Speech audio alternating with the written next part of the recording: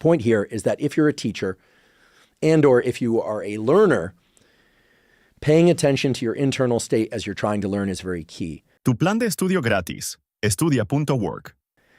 We've all had that teacher, that lecturer that just kind of drones things out in monotone. If you need to learn the material coming out of a source like that, person or otherwise, you're going to have to ramp up your level of internal attention consciously in order to bring about some emotional salience, some intensity to the way it's perceived. And you can do that just through your own thinking, as opposed to the situation where you have a super dynamic teacher who's telling you things with wide eyes and perhaps even cracking jokes. By the way, the teachers that crack jokes get lower teacher evaluations than those that don't crack jokes or swear. Did you know that? The teachers that crack jokes and swear, they're perceived as more likable, but they get lower overall evaluations typically. They're seen as less professional and therefore less good teachers by their students.